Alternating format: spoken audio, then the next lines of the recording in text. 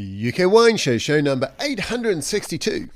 Jim White on Cloudy Bay Sauvignon Blanc and 40 years of Marlborough.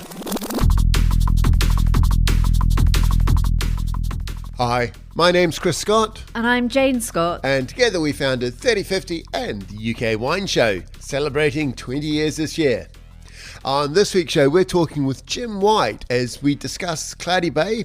We talk about their wines in general, but we do get into quite technical stuff about their Sauvignon Blancs, the style of the wine, how they make it, and the evolution of Marlborough in the last 40 years, including... If you have a wine that has lots of those methoxypyrazines, but the wine also has lots of thiols, lots of passion fruit, boxwood, sometimes people talk about cat's pea, that once you lose those thiol characters, the passion fruit, the boxwood, what's left underneath is the core of the wine. If the wine is green and very herbaceous and has lots of methoxypyrazines, they're going to be there forever.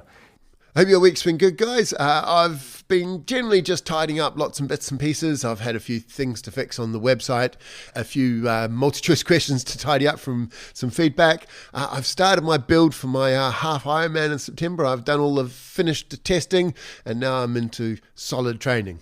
Yeah, now that the heat's over, you're back training quite hard again, aren't you, Chris? And I've signed up for a half marathon. Woohoo! My first ever. I've never done one. And I'm going to be doing the Hampton Court Palace half in October. And the good thing is with this one, it's on the river and it's flat. After the heat of the last week, I managed to get out and do some running for that. But I hear that there's another heat wave on its way, Chris. Yeah, there is. And we'll talk about that in the news, actually. We've got a little bit of items on the heat. But have we got any new patrons this week, Jane? No, we haven't got any new patrons. But if you're listening and you love the show and would like to support us, please do head over to Patreon to have a look to see what the membership offers. There's two choices, £3 a month or £5 for our Patreon Plus, which gives you some extras like the level 4 flashcard deck. So head over to patreon.com/UK Wine Show. All right, and let's get this week's Patreon flashcard question, and it's a level 3 question. It comes from southern Italy, one of your stronger areas, Jane. The level 4 questions that Jane mentioned are on the styles of Madeira, which is something that we don't think of too much. But anyway, what is this week's Patreon flashcard question, Jane? The question is, what is the dominant red grape variety from Sicily, producing wines with medium full body, medium acidity, and medium tannins with plums and black cherries? It can be either simple, fruity and early drinking or concentrated and complex. Yeah, the wine sounds a little bit like Merlot if it's Mr. Medium, but I assure you it is an indigenous Italian grape variety. We'll give you the answer to that at the end of the show, but next up we've got the news. Well, first up this week, record-breaking temperatures across Europe are impacting vineyards, with producers reporting earlier harvests, sunburnt grapes, and riper fruit. In Italy's Piedmont region, growers expect harvesting to begin up to a month earlier than usual, as prolonged heat, drought, and violent storms speed up ripening. Higher temperatures are concentrating sugars in grapes, meaning wines that once reached around 12% alcohol may now exceed 14% ABV. Some vineyards are also showing sunburn damage and partial berry dehydration, although experts say it's too early to judge the overall quality of the 2026 vintage. As a result, growers are having to change long-standing practices to protect the fruit. Instead of removing leaves to expose bunches, many are retaining more foliage to provide shade, while some are investing in shading nets and improved soil management, as well as other measures to reduce heat stress. France is also preparing for a hotter future. Regulators are reviewing appellation rules to allow greater flexibility over irrigation, planting density, and even approved grape varieties, aiming to help vineyards adapt to climate change without losing the distinctive character of the wines from the region. The heat wave that hit the UK, where temps got to about 35 degrees Celsius, while hot for the UK, is not crazy hot by Mediterranean standards. And given the vines are Mediterranean in nature, the UK temps may have caused the vines to shut down during the absolute heat of the day, but most of those high overnight temperatures are going to help flavour ripeness. So a couple more months of this and we could have a great vintage. Just remember though, the most important time in a vineyard is August and September and the final ripening stage. All this heat in June has done is set up what could be a very good vintage for the UK. What's the next story, Jane? Well, the UK's first British-made sparkling wine bottle has entered full production, with nearly 1 million bottles already manufactured. The launch marks a milestone for English and Welsh wine producers, offering a homegrown alternative to imported glass. The new Sovereign bottle, developed by Croxons and manufactured by Encirc, has been designed specifically for English and Welsh sparkling wines. Made from 49% recycled glass, its distinctive amber colour could help wines stand out on shelf, while strengthening the industry's identity. Producing bottles in Britain is also expected to improve supply chain resilience by reducing reliance on European imports and avoiding things like border delays. Shorter transport distances could cut emissions by up to 7.7 tonnes of CO2 for every 100,000 bottles ordered. And following its first successful production run, the bottle is now available to wineries, and Three Choirs and Ridgeview have already taken these bottles, with supporters describing it as a defining moment for the fast-growing British sparkling wine sector. Brown glass? I'm not so sure about that, mainly because in the UK we have a lot of waste green glass and we put it all in our recycling boxes, but to be honest, a lot of green glass often lands up in landfill or maybe used as road aggregate. It's not recycled.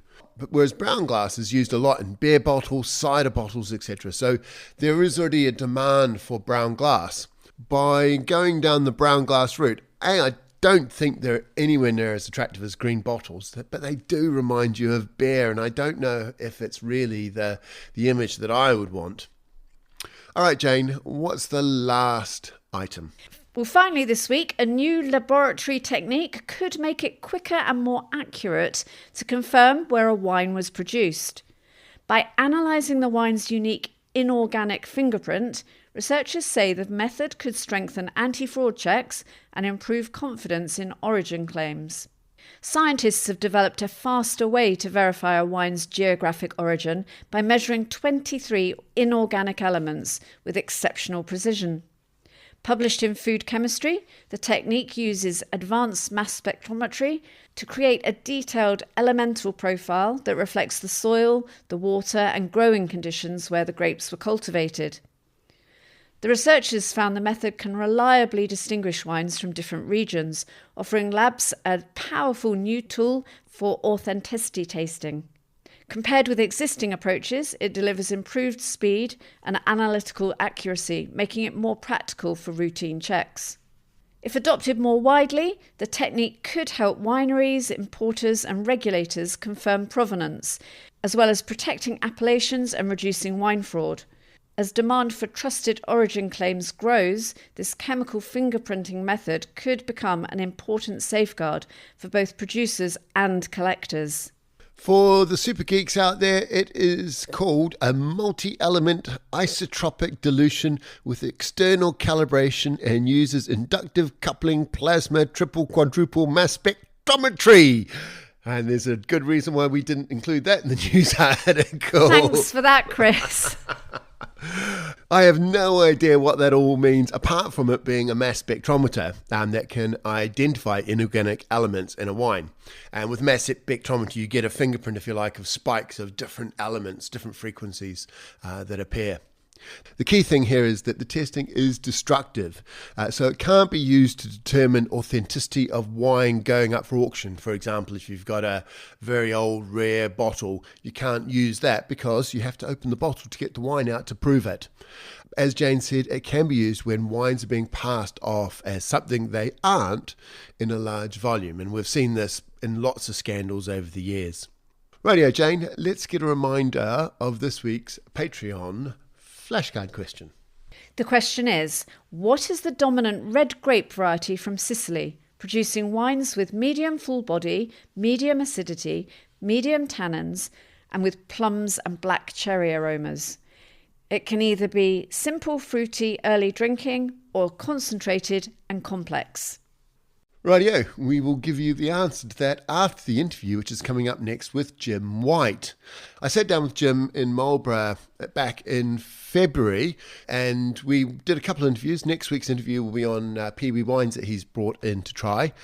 But this week we're going to be focusing in on Cloudy Bay Sauvignon Blanc in particular. And we do get a little bit technical about some of the flavours in Sauvignon Blancs that Cloudy Bay in particular are looking for and how they achieve that. So let's have a listen to what Jim has to say. Hi, my name's Chris Scott and I'm here with Jim White. How are you, Jim? I'm good, thank you. What is your role with Cloudy Bay? My title is Technical and Sustainable Development Director these days, but at the moment I guess I'm looking after a wide range of activities across the business, from health and safety and engineering through to major projects, wine, grape supply, and then I do a lot of work with industry bodies as well. You originally started out, well, you've been with Kate Mentell, who own Cloudy Bay. Correct. For a while. You started out in Cloudy Bay as their viticulturalist. Viticulturist, yeah. I studied viticulture in university and worked for 10 or 12 years in the Yarra Valley prior to being offered the role at Kate Mentell. And so I headed over to Margaret River, 3.5 years, and then we got a phone call asking us to come over to Cloudy Bay in late 2010 and started here 15 years ago. Ran the vineyard department exclusively for 8 years and then took over the winery as well, overseeing both viticulture and winemaking for 5 years, and then sort of changed roles again just a couple of years ago. Okay, so you're now part of their executive team at Cloudy Bay? Yeah, very much so. Okay, what we're going to do today is we're just going to have a chat about Cloudy Bay. Yep. It's been a while. The last person we had on our show was it Siobhan Harnett? Siobhan Harnett, yeah, who was the viticulturist prior to my arrival. That was probably, before 2010, so it's been a good 15 plus years since we've had someone from Cloudy Bay on the show. So what's happened in the last 15 years, mate? Just last year we celebrated our 40th anniversary, 40th vintage, which is a pretty big milestone, and not just a milestone, I guess, for Cloudy Bay, but a milestone for New Zealand wine more generally. You know, I guess it was those first vintages of Sauvignon in the mid-1980s that found their way out to the rest of the world and sort of piqued interest of the wine trade in what was happening here in New Zealand, the amazing Sauvignon Blanc wines that were coming from here. And I guess the industry around us has grown significantly, and we've just chipped away, playing in our sort of, high quality premium end of the market. And now we sell our wines in something like 100 countries around the world and continue to grow year by year. The old days, Cloudy Bay used to be very hard to get in the UK. You almost had to be on allocation to get it. These days it's not so bad. Have you guys been ramping up volume, or have you been? Yeah, we've steadily grown. I mean, like the region, when they first made that first vintage in 1985, there was less than 500 hectares of vineyards here in Marlborough. And today we've got around 30,000 hectares of vineyards in Marlborough. So like Cloudy Bay, the industry has grown around us. We've chipped away, growing slowly, maintaining our focus, particularly with Sauvignon Blanc in our sort of like the heartland of Sauvignon in the central part of the Wairau Valley, where we always made our Sauvignon Blanc from. And the region as a whole has grown up into all the plantable corners as wine companies have, I guess, meeting that insatiable demand for New Zealand Sauvignon Blanc across the globe. Would you say Marlborough's planted out, or at least parts of it are planted out? We're getting pretty close, yeah. Look, I think if you'd asked us 15 years ago, we would have said, there's only 1,000 hectares or two to plant, and people have pushed into areas that would be otherwise seen as sort of marginal. And they still maybe are a little bit marginal, and fruit and wine quality is different and style is different to what we like to make at Cloudy Bay anyway. But yeah, I guess we're going to be reaching the upper limits because there really isn't any suitable land left. We were over at Astrolabe tasting wines, just doing a bit of a tourism thing, Jane and I, last night, because we got in and there wasn't really anything open. So we thought, just go and have a bit of a tasting at Astrolabe. And they've pushed right south down to Kaikoura now. Is that still part of Marlborough? Well, they're in Kekaringa, which is sort of halfway to Kaikoura. And the GI itself is actually enormous and actually includes all the way past Kaikoura and over in the mountain range. And there's a appellation group here in Marlborough who are proposing to actually shrink that down and really get back to the core of what made Marlborough Marlborough. And it's a combination of rainfall, the maritime influence that is very strong here, that really drives the climate and styles of wines. Those wines from Kekaringu are quite stylistically different from here in Marlborough, but they still have a very similar thread. What we don't as a region is to include areas that were almost included accidentally when they did the GI that really would make wines of quite a different style and quality than what we actually make in Marlborough. Okay, let's go back to Cloudy Bay, because I'm going to cover Kekaringu. How many hectares does Cloudy Bay have now? So we've got in total, we own 350 hectares of vineyards. We manage around another 150 hectares, and we've got about 100 hectares of growers as well. So all up about 700 hectares. Oh, that's quite sizable, isn't it? In Marlborough context, it's not huge, considering there are individual vineyards here are over 1,000 hectares. So, but yeah, we're a reasonable sized operation today. Okay. And the wine range, you've got your Sauvignon Blanc, your classic Marlborough Sauvignon Blanc. You've got the oaky Sauvignon Blanc. Tekoko, yep. Tekoko. How popular is Tekoko? It only accounts for about 2% of our Sauvignon production. I guess a wine that people always use as a benchmark for a Sauvignon that rivals the best of sort of white Bordeaux. It's certainly in hot demand. It's a wine that's on strict allocation throughout the globe. We just haven't got enough of it. So. You could produce more of it if you wanted. We are trying to slowly. It's a slowly but surely. We've got to find the right quality vineyards. Winemaking wise, it's quite particular in the fact that we've got to have a great collection of old oak. Most of it's fermented in old oak. Although it's using indigenous yeast and hand harvesting and the like, it's actually a particularly hard wine to actually make, irrespective of whether you're letting the process sort of go a little bit more naturally than we would do with a quite controlled winemaking style for our classic Sauvignon Blanc. And then you've got your Pelorus, which is the sparkling wine. Yep. This traditional method. Yes, it is. One of the things I've been noticing coming around New Zealand is there isn't a lot of sparkling wines in New Zealand. People were having a crack at making carbonated Sauvignon Blanc for a while. Did you guys have a crack at that? No, we wouldn't go anywhere near it. We started making Pelorus back in '87, and I guess in 1990, Cloudy Bay was purchased by Veuve Clicquot, and so we've got a long sort of connection to Champagne as well. We've had a lot of sort of technical inputs from our colleagues in Champagne over many years. For us, Pinot Noir and Chardonnay makes beautiful sparkling wines here in New Zealand. They are a little bit more fruit forward than wines that we see from Champagne and certainly from the UK. But for us, it's a really important part of our business. I think it's just a market size, and with a lot of sparkling wine being made around the world, the export potential is not as great as it has been for Sauvignon Blanc. You say that, but one of the things we're seeing in the world at the moment, one of the big trends is a rise of sparkling wines. It's good that New Zealand's white dominated as opposed to red dominated, because obviously whites are more on trend than reds at the moment, and sparkling wines are even more on trend. And it seems that New Zealand's missing a trick with the sparkling wines. Yeah, I just think there's a fact, it's that local competition piece. And of all our wines, has the highest level of technical acumen required for making it. Sparkling winemaking processes, there's a lot of factors that come in through the process that help drive quality. And it may be as a case in New Zealand that there's not a lot of experience in sparkling winemaking as well. There's only a handful of, I guess, renowned sparkling producers.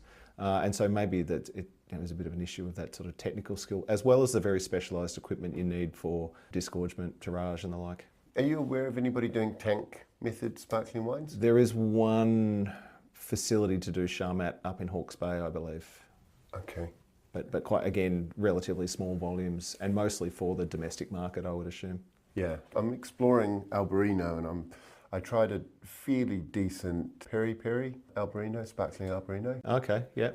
But I was just wondering whether that might have been could well have been Charmat, yeah. It was from Hawke's Bay, so yeah. I have to check in that. You've got Chardonnay and Pinot Noir. Yep. The Chardonnays, do you know what? I know I've had Cloudy Bay Chardonnay. I just can't remember when and the name of it.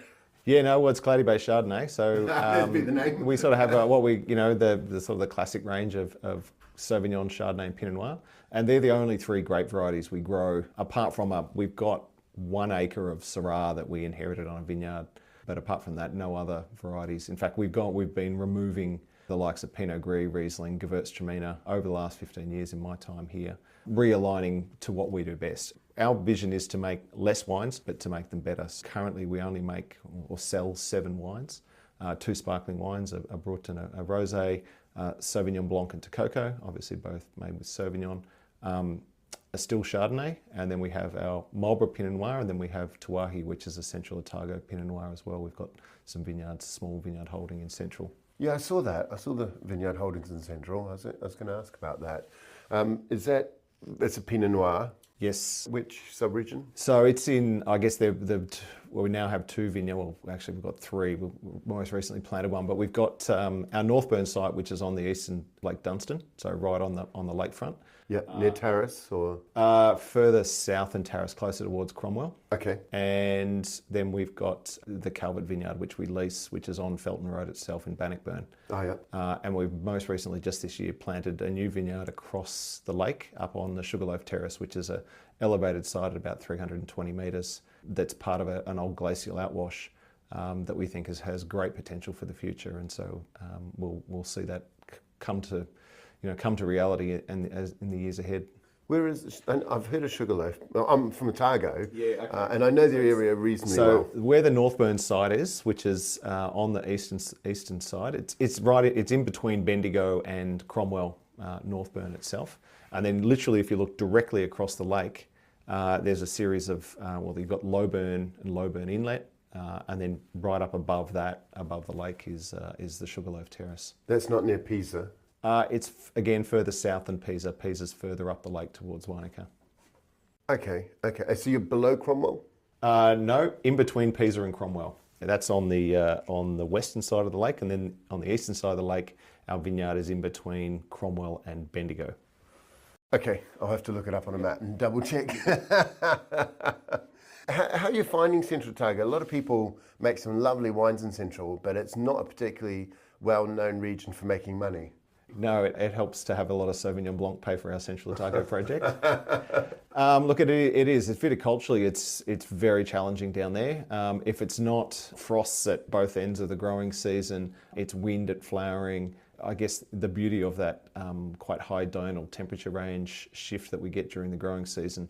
Amazing wines. The fruit is quite different in its sort of colour and tannin profile with regards to Pinot Noir than Marlborough. And we really like it because it provides a wine of, I guess, more architecture and more structure than we would naturally produce here in Marlborough. Do you find Central, the alcohols have always been quite high from Central Otago? Are you finding the alcohols are coming down? People often said, the alcohol come down over time. It's had a lot of time. Yeah, there's a general trend in people picking a little bit earlier and looking for freshness in Central, and that idea of those big round fruit bombs of the late 90s and early mid 2000s. I think there's a conscious decision to harvest earlier. I think the concept of less is more is certainly at hand in Central Otago, and so we're seeing the wines looking a little bit lighter framed, a little bit more perfumed, as I guess winemakers are maturing and understanding their sites better. And also that's typically the wines that the people making the wines love to drink. What wine do you prefer? What's your favourite Cloudy Bay wine? My favourite is Sauvignon Blanc, actually. I fell in love with Sauvignon when I was I got to taste it at university, and it was one of those sort of wine epiphany moments. And then I realised when it was blind tasting, they took the bag off the bottle, and I recognised the label because it was the wine that I knew my mum loved, and she drank it only on Christmas Day and on a birthday, and that sort of started my love affair with New Zealand Sauvignon. And then, so I guess quite by chance I ended up at Cloudy Bay many years later. But was it Cloudy Bay? Yeah, it was. It was the 1994 vintage of Cloudy Bay Sauvignon Blanc, and the wines have this wonderful immediacy to them that you don't need to be a wine expert to understand Sauvignon, because it gives you so much. And that even goes back to the vineyard. I remember first tasting as a young viticulturalist, tasting Sauvignon Blanc, and you really could get a sense of all those flavours eating those grapes from the vine. And from that perspective, I just love a glass of Sauvignon Blanc. It can be that just classic aperitif, works super well with the fresh seafood we get around here, and it is just delicious. When I was in Hastings, we interviewed a guy called Mac from Ad Vintage. He's a retailer up there, and we were asking him what do Kiwis drink, and he seemed to think Chardonnay was the wine. They don't really go for the Savvy these days. Is that your experience? Oh, I mean, the old anything but Chardonnay movement never, came, but never really had an impact. I think New Zealanders, Kiwis drink a whole lot of wide mix of local wines. Yeah, I think it's still a very strong market for Sauvignon Blanc here. I think his target audience in his wine business is slightly more high end, and Sauvignon Blanc does come in at the sort of low to mid price range. Yeah, the bulk of New Zealand Sauvignon Blanc is very much in that, it's almost a fast moving consumer goods in that sort of grocery channel. But, like ourselves and like other smaller producers in the region and across New Zealand, we're stylistically trying to make wines that have much more levels of sophistication and elegance than, I guess, those cheap, incredibly high quality and very cheerful wines that the bulk of the New Zealand industry produces. How do you build texture and layers within Sauvignon Blanc? I know about different picking times. Yep. But what else is done? Well, it goes back to sort of vineyard site and location. We choose to grow our Sauvignon on the really sort of stony alluvial soils that have very little sort of available moisture here in Marlborough. So you've got naturally lower yields, and so you end up with this sort of fruit concentration. And I sometimes talk about Sauvignon Blanc, as a wine, it's quite transparent. You're really tasting, the day of harvest, you're tasting that fruit profile. So ensuring you get open canopies, not steering away from classic viticulture of things like shoot thinning and opening the canopies up. Managing yield is a particularly important thing for us.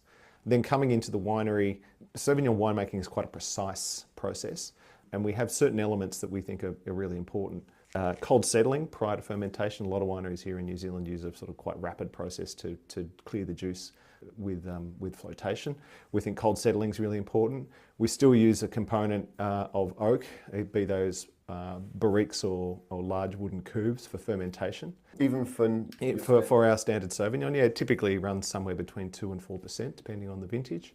And with those parcels, you lose a bit of the overt fruitiness, but you gain sort of texture and weight. And that's something that we picked up, I guess, was one of our learnings travelling to Sancerre many years ago with my winemaking team is, those wines are very much about texture and not about aromatics. And we've got truckloads of aromatics here. How do we build texture and interest in those wines? Obviously picking at a suitable time, and we're really looking for, that sort of citrus and stone fruit spectrum, a little touch of greens at one end of the spectrum, and we don't want sort of too much tropicals at the other. So you're not going for the passion fruit? Well, we get lots of passion fruit, but underlying that, passion fruit is an aromatic thiol. It's a transient aroma in wine. It doesn't really last for any more than 2 or 3 years. When those aromas disappear as the wine ages, we're looking for that core of sort of ripe lime, Meyer lemon, stone fruits, peaches, white nectarines, that sort of space. It needs to be the core. And again, that's site viticulture driven, because there's no additives, there's no oak or anything you can add in the bringing other aromas or flavours in the winery.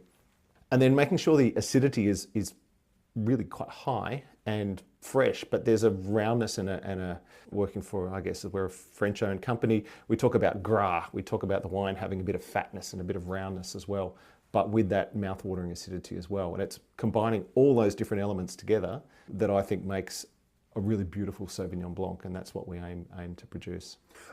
You mentioned thiols and the passion fruit and not lasting too long. Yeah. Is that the thing that causes Sauvignon Blanc to become that overblown sort of canned fruit type of canned peas, asparagus? No, that's more the methoxypyrazine. So the ripening process of Sauvignon, it starts with a lot of those, asparagus, tomato leaf sort of flavours, and that methoxypyrazines, which are obviously the characteristic that makes Cabernet Sauvignon and Cabernet Franc green. Mm-hmm. During early ripening, or if there's really high yields or certain sites, you tend to get a lot more of that methoxypyrazine being produced during the grape growing year, and then they degrade and disappear over time during the ripening phase. So if you pick your grapes early, you get lots of methoxypyrazine. If you harvest them later, as we do, we tend to lose all those methoxypyrazines, and you encourage the loss of methoxypyrazines through lower yields, having more open canopies, growing in sort of stonier, more free-draining soils versus other parts of Marlborough where the soils are very heavy. They're classically known for that grassy bell pepper, asparagus. I was thinking that down Awatere. Yeah, the Awatere Valley has that sort of nettles and tomato leaf character. The lower White Owl down by the coast here typically has more of those sort of bell pepper and asparagus, grassy Sauvignon aromas. And so there is quite a lot of sub-regional diversity here in Marlborough. And I guess for a lot of the big brands that people know that really are making a blend from all corners of the region, they tend to have the full spectrum of grassy through to lots of almost pineapple and some of those tropicals. We're looking for a much more narrow fruit profile, hence why we stick and we grow 95% of our fruit on those really free-draining soils because we know that fruit character. It's our house style as much as anything. Does that mean with the lack of methoxys in Cloudy Bay, you expect your wines to age better and not become overblown? Absolutely, yeah. What happens is if you have a wine that has lots of those methoxypyrazines, but the wine also has lots of thiols, lots of passion fruit, boxwood. Sometimes people talk about cat's pee, cat's pee on a gooseberry bush, famous quote from Jancis. Once you lose those thiol characters, the passion fruit, the boxwood, what's left underneath is the core of the wine. If the wine is green and very herbaceous and has lots of methoxypyrazines, they're going to be there forever.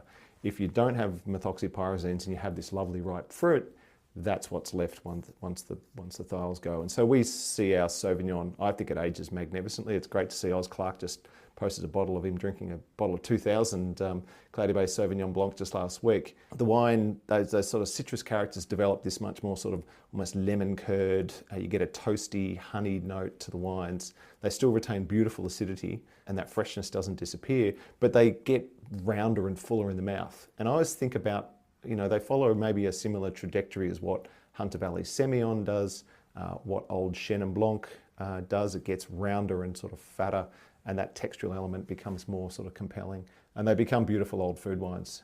Do you get tertiary aromas coming through? You do.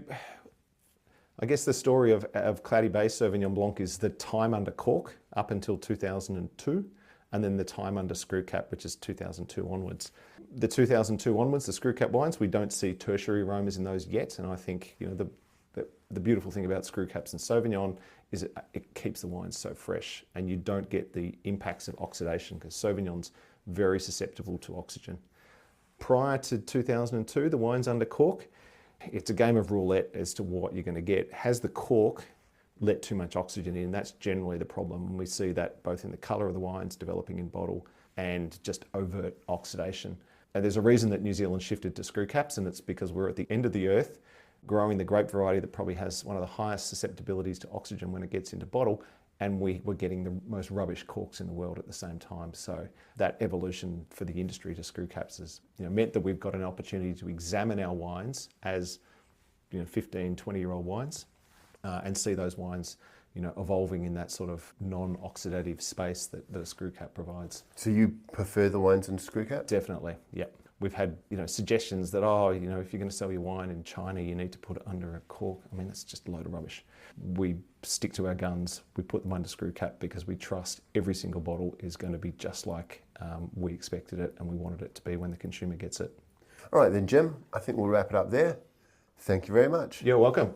Okay, that ends our interview with Jim and almost the show. I hope you have enjoyed listening. I really enjoyed things when you sort of get a feel for what's going on, and the idea of those thiols fading away and leaving the unattractive green fruits, whereas by avoiding green fruits and going for lemon, when the thiols do burn off as the wine ages, you're left with some nice ripe fruit there. And that's the key, I think, with Cloudy Bay trying to make wines that age, or the Sauvignon Blanc that can age anyway. Definitely, normally we think of Sauvignon Blancs that can't age, and I normally think of it associated with anaerobic winemaking, keeping the wine away from oxygen as being one of the key drivers, but clearly there's more to it than just that. Okay, Jane, let's get the answer to this week's Patreon flashcard question. And the question is, what is a dominant red grape variety from Sicily producing medium full-bodied wines, medium acidity, medium tannins, and plum and black cherries? The wines can either be simple or complex. What do you think, Jane? There's only one grape variety that comes to mind here, and it's Nero d'Avola. Nero d'Avola, and you would be right. Cool. You would be right. Do you know what? I never know how to pronounce that, though. Is it Nero d'Avola or Nero d'Avola? Oh, well, I don't know for sure. I've always called it Nero d'Avola. Yeah.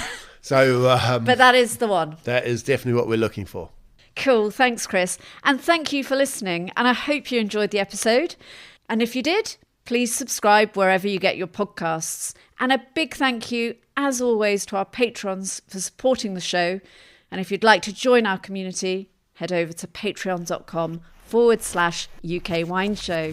Until next week, cheers and good drinking.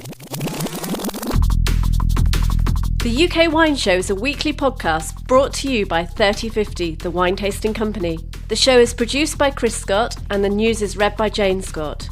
To listen to other shows, visit ukwineshow.co.uk. Thank you for listening.